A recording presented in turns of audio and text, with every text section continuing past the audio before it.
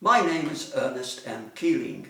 Welcome to this comment and poem on Palestine. 8 May 2024, the genocide in Gaza by Nazi state Israel, which commenced on 7 October, is 7 months old. We must not be afraid to use the N word. If the cap fits. Till now, this situation has been completely ignored, as it has for decades, by the discredited International Criminal Court. If Chief Prosecutor Karim Khan can't do his job, brushing aside pressure by US Zionists and terror state Israel, he should resign. Not only Israel's Western backers, but also the ICC displays double standards. Arrest warrants must be issued for NETANYAHU, GALLANT, and all members of the Israeli war cabinet without further delay. Dismembering Palestinians limb from limb, destroying their homes, their health system, all cultural, educational and religious structures does not chime with Israel's own stated goal of pursuing Hamas. At recently uncovered mass graves in the grounds of Shifa and Nasser hospitals, besieged, then deserted by the Nazi army, there is evidence of torture, summary executions, people buried alive, bodies with IV tubes attached, patients, atrocities that include children. It remains to be seen whether witness testimonies will make any difference to ICC vacillation. Regardless, the world needs an independent investigation. Whitehouse is deeply disturbed by such reports.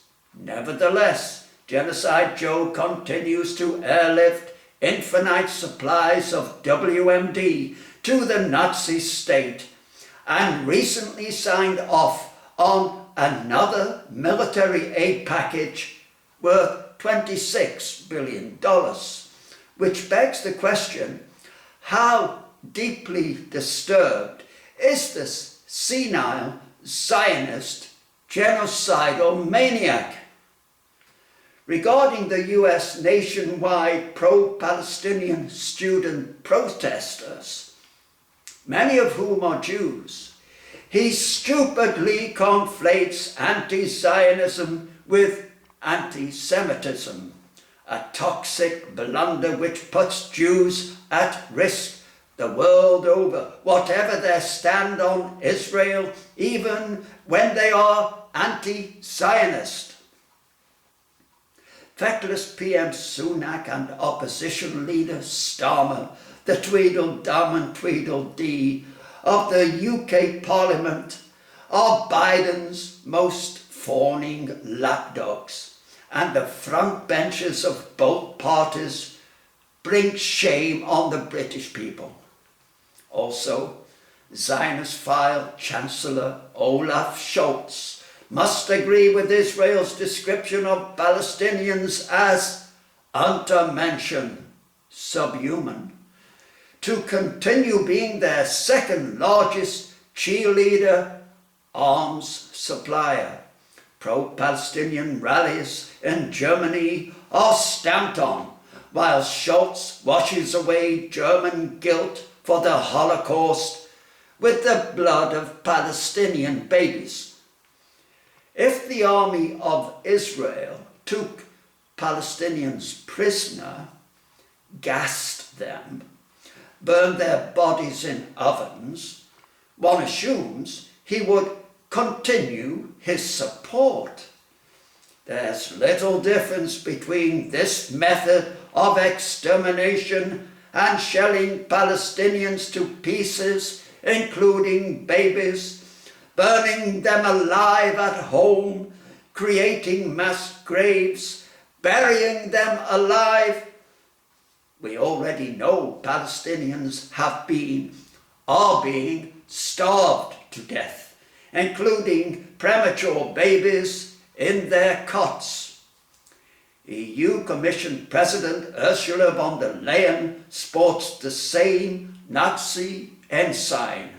Progressives in the EU must get rid of her.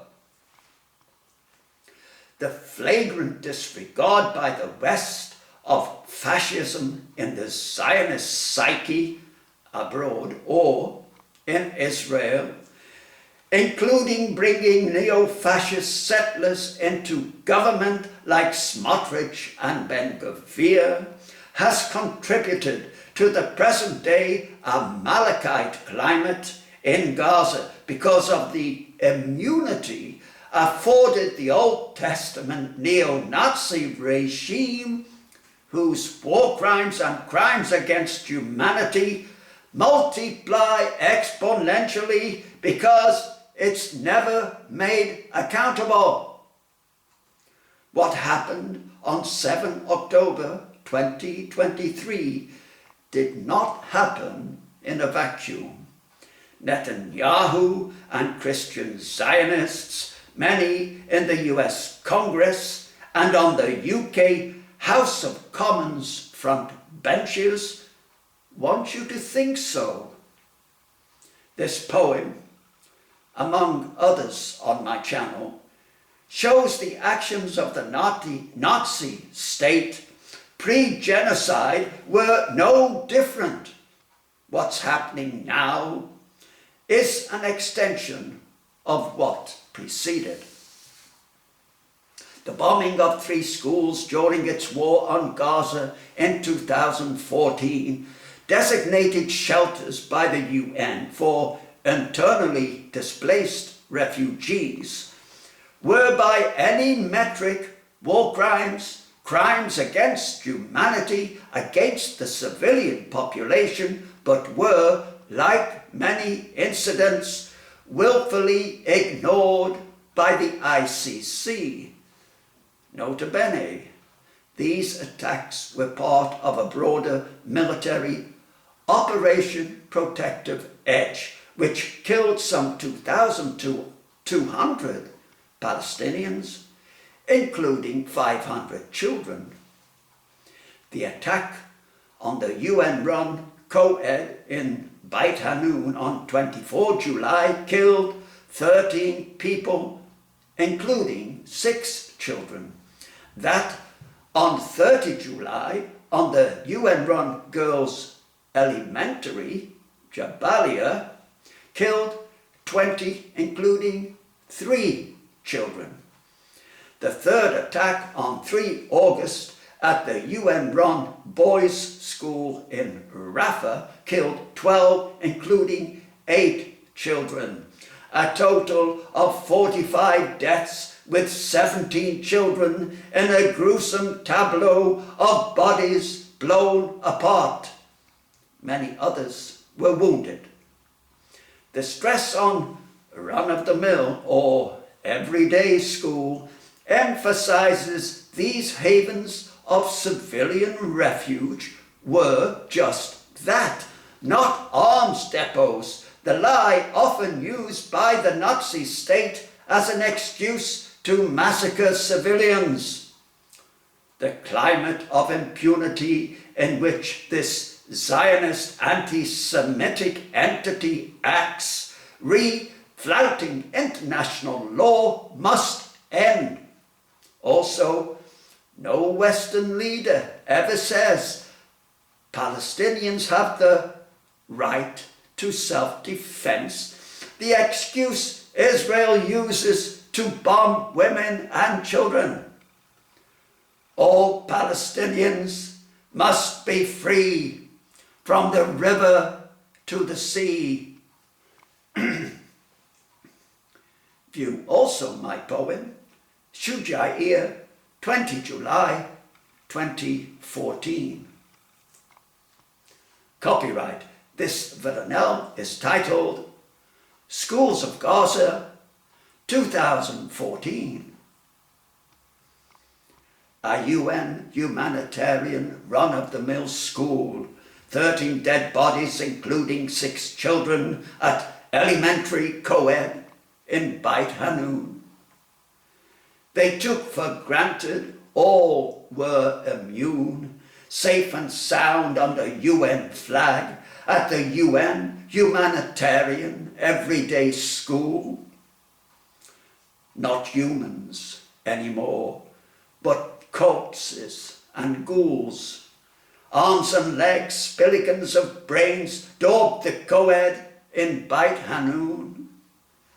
Crimes against humanity, bereft of rules, Nazi state acts with utter impunity at the UN humanitarian everyday school. Western apologists for total misrule whitewash war crimes time and again, including at the co-ed in Beit Hanun. Any Tom, Dick, Harry or April Fool can see right through the mat politic, the shelling of the UN humanitarian school, an elementary co-ed in Beit Hanun. Thank you for listening, and God arrest America. If you enjoy poetry or the channel, you are welcome to like, share, subscribe.